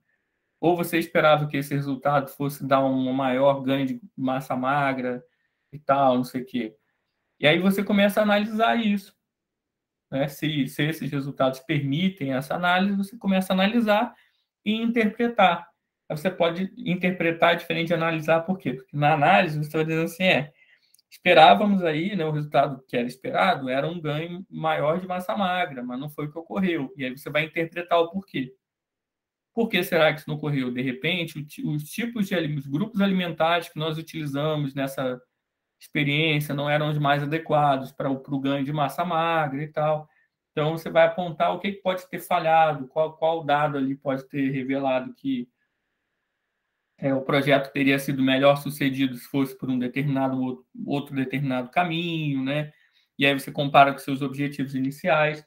Em pesquisa, principalmente pesquisa de campo, pesquisa laboratorial, experimental, em pesquisa não tem resultado certo, tem resultado, né? Você pode propor aí que você vai juntar dois ímãs de não sei qual potência e que isso vai resolver o aquecimento global, mas na hora que você jogar isso na prática não vai dar certo. E aí não quer dizer que seu trabalho de pesquisa deu errado. Você vai ter que discutir os resultados para dizer por que não deu certo. Porque a pesquisa foi proposta, ela não necessariamente precisa dar certo. Ela precisa apresentar o que foi o erro, qual foi o problema, ou aonde talvez tenha sido o entrave para que o resultado esperado não tenha sido o resultado obtido. Porque isso também é um avanço para a área. Um artigo com isso publicado também provoca um avanço significativo para a área, porque as pessoas que quiserem pensar na mesma ideia já vão eliminar aquele tipo de método, aquele processo, porque já viram que aquele processo não atende ao objetivo final e já sabem pelo seu artigo que aquele processo, o porquê aquele processo não atende. Eles podem até repetir o processo, mas mudando. Você diz lá, o tamanho do ímã era pequeno. Concluímos isso. E aí uma outra pessoa pode fazer o mesmo processo aumentando os tamanhos do ímã. E, inclusive, muito provavelmente vai te citar, vai fazer referência à sua experiência. Então, Resultado é resultado. Não existe resultado de pesquisa certo ou resultado de pesquisa errado. Existe resultado, tá? Você pode comparar o resultado obtido com o que era esperado, com o objetivo inicial, discutir isso com relação ao tema, tal, se foi válido, se não foi, mas existe um resultado sempre de um processo de pesquisa. E não se ignora o resultado porque ele não foi o que você imaginava que seria, tá? Enfim, e aí as considerações finais, como eu falei do modelo ser muito parecido com o modelo da redação no ensino médio, né? As considerações finais são basicamente seguem basicamente a mesma lógica da conclusão da redação do ensino médio, que é retomar o trabalho, né, para a conclusão da escrita do texto. Então você vai ali, como como eu digo nas minhas turmas de ensino médio, na introdução você diz o que vai dizer, no desenvolvimento você diz e na conclusão você diz o que disse. Então, nas considerações finais é só redizer um pouco do que você já disse, né? E, enfim. E aí, dando ênfase aí, no caso, ênfase ao que for mais relevante também, né? O mais relevante foi o resultado, o mais relevante foi o processo, o mais relevante foi a descoberta de alguma coisa ao longo dessa etapa da pesquisa, mas sempre retomando coisas que já foram ditas. Você não deixa nada inédito para considerações finais de um artigo. Elas já trazem ali elementos que foram citados, discutidos, falados anteriormente. Tá? Então, segundo ponto de atenção, a parte textual. E aí, o último ponto de atenção, que ficou aí como duas telas, né? É o ponto de atenção das referências bibliográficas. Enfim, aí isso que eu coloquei, não vou ler, porque eu já falei isso várias vezes, né? Cada instituição, curso, né, tem o seu manual de trabalhos acadêmicos, que precisa ser seguido se você é aluno daquele curso, e cada revista científica, né, revista acadêmica, tem as suas normas de publicação, e você precisa seguir as normas de publicação da revista para enviar um artigo para aquela revista. Todas essas realidades, elas dialogam com as normas da BNT, na maioria das vezes.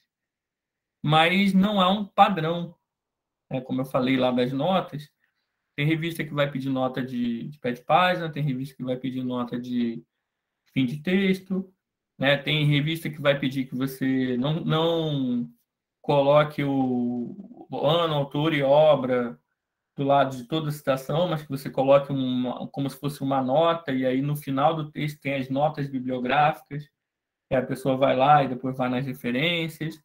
Isso vai variar muito de uma revista para outra. Tem revista que nem usa a BNT, tem normas próprias, que publica em 2 colunas ou em 3 colunas, tal. Então, isso é sempre de acordo com o lugar em que você pretende publicar o seu artigo, seja uma revista acadêmica, seja por um congresso. Os congressos têm os seus anais, né? São, basicamente, anais é o coletivo de textos, né? Uma recolha dos textos que foram apresentados ao longo do processo do congresso e que eles são reunidos depois numa publicação, seja ela impressa ou online, ficam à disposição não só de quem participou, mas de toda a comunidade científica. Mas sempre também de acordo com as normas daquele congresso. Tá? Bom, além disso, sempre, aí são dicas soltas mesmo, né? Sempre dê preferências a artigos, livros e obras de referência para conferir relevância ao seu trabalho com suas citações. Está diretamente ligado à segunda dica. Evite sites que não sejam acadêmicos e só os utilize se for a única fonte de informação sobre o assunto em questão. Então, assim, a preferência sempre é de artigo, livro e obra de referência. Não joga direto no Google comum, no Google simples, e a primeira ocorrência lá, Wikipedia. Vou pegar aqui o conceito de magnetismo do Wikipedia. Pô, você tá de sacanagem, né, 02? Vamos, né, ter um trabalho acadêmico, né? Pô, você precisa, é um conceito muito clássico, deve ter uma dezena de físicos teóricos que já discutiram esse conceito. Então, você não vai no Wikipedia pegar o conceito de magnetismo, né? Por outro lado, em algumas áreas ou temas que são muito atuais, às vezes é comum que a gente encontre referências sobre determinados conceitos apenas em sites, mas aí são sites especializados. Isso é muito comum, por exemplo, na área de automação industrial, né? Eu sei que tem alguns alunos aqui do curso, às vezes eu já ajudei muitos grupos lá do final, né, que entregam um trabalho que é TCC, não é TCC, eu não sei como é que chama mais, entregam um trabalho final e me pedem alguma ajuda para dar uma revisada, ver lá e tal. E eu já tive muito essa conversa com eles, porque eles estavam usando o site, e eles me comprovaram, né? Alguns desses grupos comprovaram que eram conceitos, eram teorias até, mas principalmente conceitos, que são muito atuais, muito novos, porque é uma área que está em constante mudança, né? E que ainda não foram, né, trabalhados em artigos, em livros, né? Você acaba tendo sites especializados da área que divulgam, às vezes até o site do fabricante, né? Que vai explicar lá, o fabricante está explicando um microprocessador novo, e aí no site dele você vai lá e pega a referência de como funciona, né? O manual de funcionamento daquele item, ou as descrições técnicas dele. Isso só está no site do fabricante ou num site específico da área, e aí não tem como você usa, né? Mas, em via de regra, tentem evitar sites que não sejam confiáveis, né? Que não sejam acadêmicos, para esse fim de construir um arcabouço teórico para o trabalho acadêmico, né? Bom, a minha dica 3 aí também é muito relevante, principalmente para quem trabalha com temas que são atemporais, né? Que são muito antigos e continuam sendo revisitados. Cuidado para não utilizar um autor apresentando seu ponto de vista sem considerar possíveis mudanças de opinião que ele teve ao longo de sua carreira. Isso é muito comum. O Otávio, sei lá, nos anos 90, escreveu um livro dizendo que achava a obra do José de Alencar maravilhosa. E aí o Otávio, em 2010, escreveu um novo livro dizendo que, se retratando, dizendo que a obra do José de Alencar é extremamente preconceituosa e que ele não recomenda mais a leitura dessas obras. Eu não estou nem dizendo que é, tá? Só trazendo como exemplo. E aí você pegou lá, como pesquisador, encontrou o livro dos anos 90 e nem se preocupou de ler o livro do ano 2010. E aí você constrói seu trabalho todo sobre a visão de que o Otávio é um entusiasta da leitura da obra do José de Alencar, sem saber que o próprio teórico, o próprio crítico, já fez uma revisão do seu pensamento ao longo dos anos. Então, isso é importante, né? Isso, principalmente quando você está falando de grandes nomes da área, né? Não artigo científico solto, assim, mas grandes nomes da área, geralmente, costumam fazer essa revisão de tempos em tempos da sua obra, né? Acrescentar, reconsiderar conceitos, coisas desse tipo. É importante estar atento a isso. Bom, tente equilibrar referências bibliográficas entre textos clássicos da área e produções contemporâneas bastante atuais. Falei isso um pouco mais lá atrás, né, aqui na nossa aula. É importante você fazer esse equilíbrio. Não trabalhar só com textos clássicos, também não trabalhar só com artigos atuais, tentar equilibrar os dois para demonstrar que você promoveu um percurso, né, bibliográfico sobre o tema ou sobre a área que você está trabalhando. Ter as duas pontas é fundamental até para você compará-las, né, mostrar as diferenças, se evoluiu, se não evoluiu, se continua a mesma coisa, quais foram os caminhos novos que foram abertos de pesquisa sobre o tema, né? Então é importante você ter esses dois polos aí vivos dentro do seu texto e bem equilibrados, para que um não se sobreponha ao outro e você possa produzir o seu texto a partir de duas perspectivas consistentes, né? Bom, isso aqui também é importante, parece bobagem, até preconceito, mas não é. Prestem atenção nisso aqui também. Quando selecionar um artigo, Foi lá no Google Docs, né? Google Docs não, Google Acadêmico.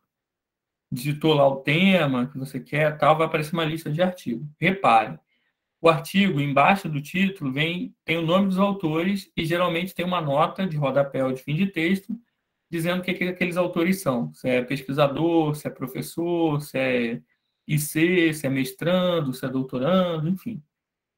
Então, quando você selecionar um artigo, observe o autor e veja a indicação do seu status de pesquisa. Não vá apenas pelo tema. Você pode estar produzindo uma dissertação de mestrado e ter selecionado um texto para citar, que é um artigo de um aluno de IC de graduação.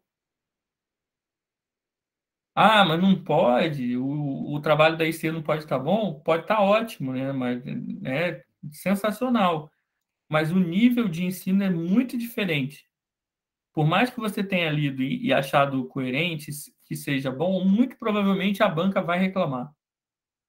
Porque você está sustentando ali, a banca, no caso do TCC, da dissertação, né, está sustentando ali o seu argumento, a sua hipótese, com um texto que não tem relevância na área, porque é de uma pessoa, né, que está começando a carreira de pesquisador ainda. Então, é passível de cometer os seus enganos, né, produzir coisas que não são tão referência, né, para aquela área e tal. Então, a não ser que seja um trabalho de muita excelência, né, não faz sentido você fazer isso. Tenta sempre, na hora de selecionar um artigo, escolher pessoas que estejam, no mínimo, no mesmo nível de ensino que você. Se você é IC de graduação, escolhe de graduação para cima. Se você está concluindo a sua graduação, também graduação para cima. Se você está no mestrado, mestrado para cima, né?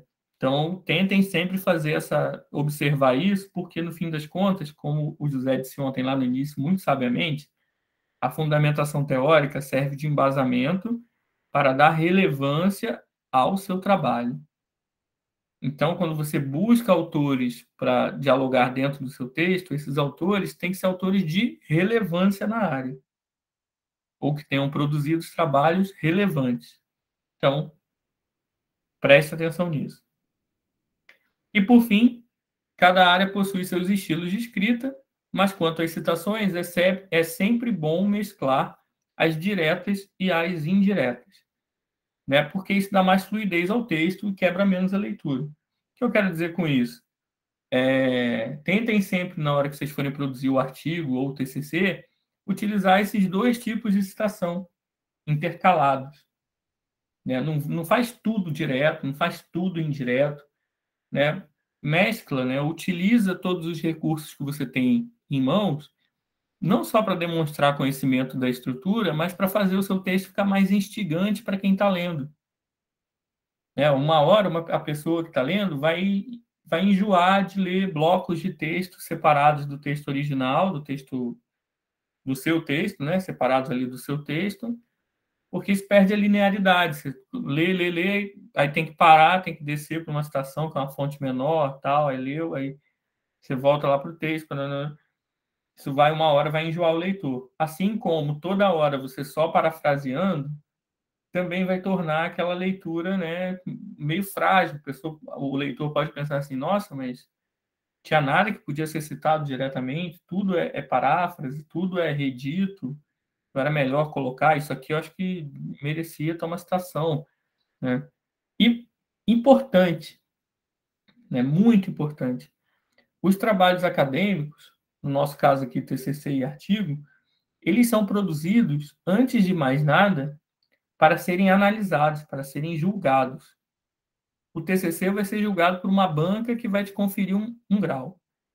E o artigo científico, antes de ser publicado, ele vai ser julgado, né, analisado, julgado por um corpo, né, uma banca, né, não é uma banca porque nos constitui uma banca, mas assim, por 1, 2, até 3 pesquisadores que fazem parte ali do corpo editorial daquela revista, para dizer se aquele artigo é apto ou não à publicação.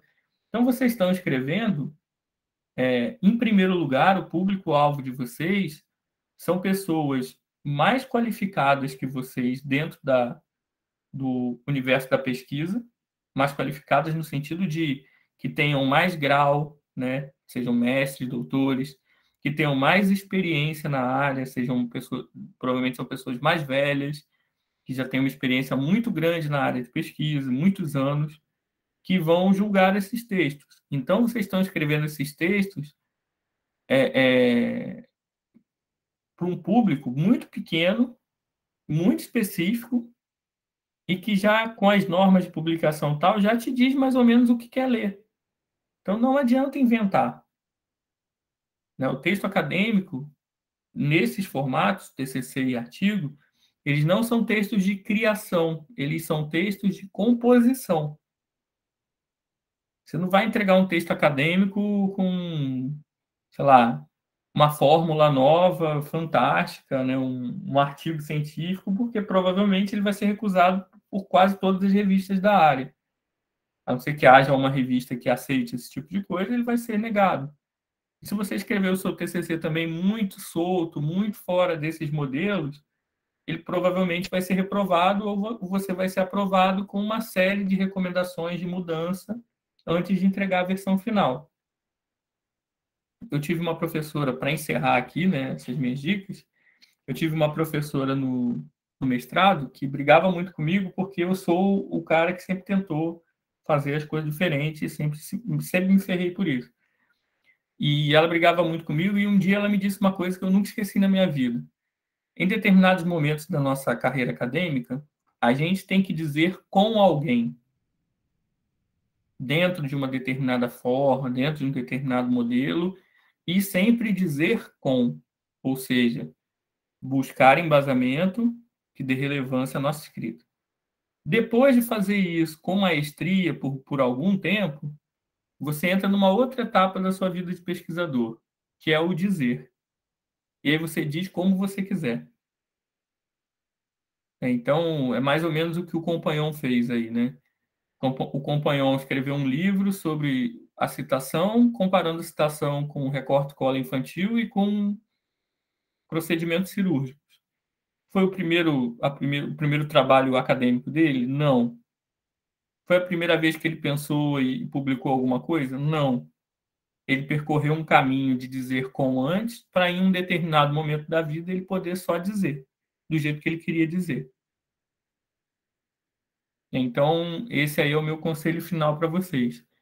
Nesses textos obrigatórios, nesses textos em que vocês academicamente precisam seguir modelos, nesse momento da vida de vocês, sigam os modelos e dentro desses modelos criem ali a sua autoria na hora que vocês forem citar, nos textos que vocês selecionarem, no estilo da escrita, né? Deixem a sua autoria nesses pontos, mas não fujam desses modelos, porque eles são importantes nesse momento. É importante vocês aprenderem os modelos para depois poder extrapolar os modelos, tá? E aí, mais à frente na vida de vocês, vocês começam a chutar o balde com mais propriedade, digamos assim. E era isso, gente. Termina aqui o meu material. Estou até interrompendo aqui o compartilhamento. Foi isso que eu pensei para esse curso, né, de 2 dias. Espero muito aí que tenha sido útil, que vocês possam aproveitar aí esses vídeos depois e o material para escrever aí os TCCs e artigos que vocês venham a escrever na vida de vocês. E, principalmente, posso deixar aí uma mensagem final para vocês, não façam desses eventos, né, da escrita desses textos acadêmicos, obrigatórios ou não, não façam deles assim grandes questões pessoais para a vida de vocês. Eu acho que eu tenho falado isso com todas as minhas turmas e considero aí, depois desses 2 dias que vocês também foram minha turma aqui em algum momento, né? Vou dizer para vocês também, em qualquer situação que seja, de trabalho, de estudo, né? Enfim, vou parar nessas áreas porque são as que dialogam mais com a gente aqui, coloquem sempre a saúde de vocês em primeiro lugar. Tá? Não adoeçam por causa de TCC, não adoeçam por causa de orientador, de orientadora, não percam noites e noites de sono, não passem a se medicar, se automedicar às vezes por conta disso, entendeu? Essas coisas elas têm que estar equilibradas na nossa vida, como parte da nossa vida e não se sobreporem, né, à nossa vida. Então, deixo aí meu conselho, não deixem que, como o título desse curso diz, né, não deixem que TCCs, artigos, dissertações, seja lá o que for, gerem traumas na vida de vocês, tá?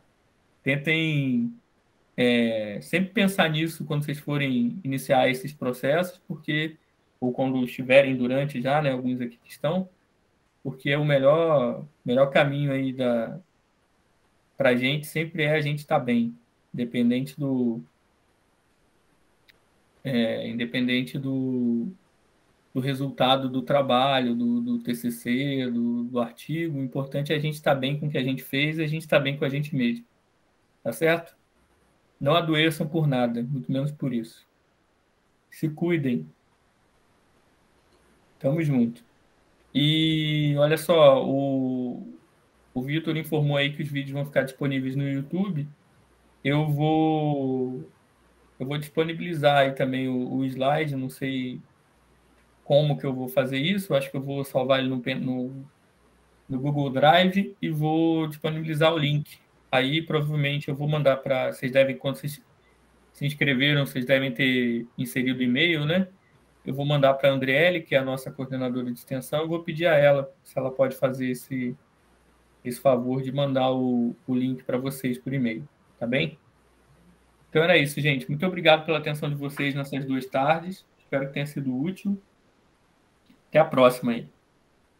Muito obrigado, professor, por disponibilizar esse tempo aí para fazer todas essas reflexões nessa parte importante na vida dos estudantes e tudo mais.